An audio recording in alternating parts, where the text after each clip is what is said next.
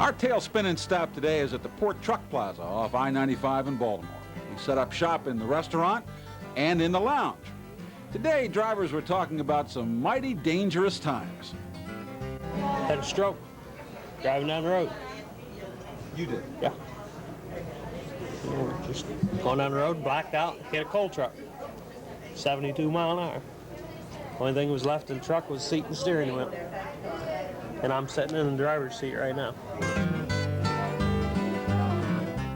I was coming out of Canada, and I was coming down I-69 out of Port Huron.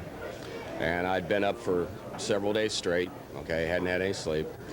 And I found myself off route down in Kalamazoo, Michigan, okay. And as I was traveling up this road, apparently I was so tired that I wasn't really paying attention to what I was doing.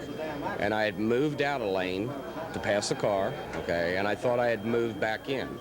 Well, when I came up the road, I still don't remember to this day what it was, but something else got in my way, okay.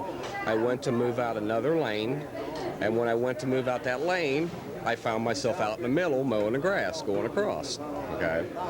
I went from the northbound side across to the southbound side.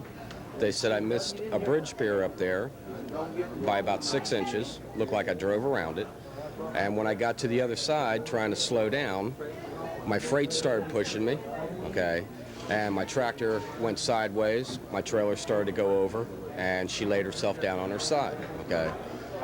They put me in a hospital for about 2 days just for observation. Luckily, I wasn't hurt, okay? But laying there in a hospital, the doctor looked at me and he asked me a couple of questions, and he says, you know, do you know what day it is? And I said, no. And he says, do you know where you're at? I said, no. He says, do you know your name? I said, yeah. And he says, well, 1 out of 3 isn't bad, you know? Yeah, I was coming up 84 going into Massachusetts just before the green stamp. It was about a week ago. I got a load of beer out of Howland down to Baltimore. So I'm heavy like a bastard, you know, little misty road. Going about 60 miles an hour, I got a car, a van, and a pickup truck, like from here to the bar and away from me. All of a sudden, the car does a 360, hits the van, hits the truck. I was running with another guy hauling doubles. Nothing I can do. I'm stab braking. You know, figure this is the only way. I can't go from the granny lane over to the hammer lane. So I'm stab braking like a prick, figuring I'm going to jackknife here. And there's the rest area just before the Mass Pike. I aimed for it. I just aimed for the rest area. This was maybe 2:30, 3 o'clock in the morning. All I could see is rigs, both sides. You know, and I think this is it. I'm done. But I'm gonna go.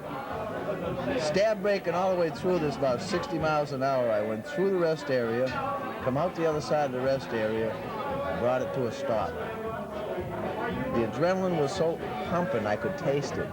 I thought, yeah. I just stopped. I thought I was going to have a heart attack. I said, you know, God takes care of his own. You know what I'm saying? Of course, this guy faced a different kind of danger. Driving through Knoxville, Tennessee. And 4 naked girls come driving by when you're going into the scales. Not a stitch on. And? Well, that caused a wreck, and then. What were they driving? The convertible. What did you do? I was looking. That was a dangerous spot to be driving by naked. And this driver used an interesting strategy when she was pulled over. When I used to rent California, I used to wear sundresses.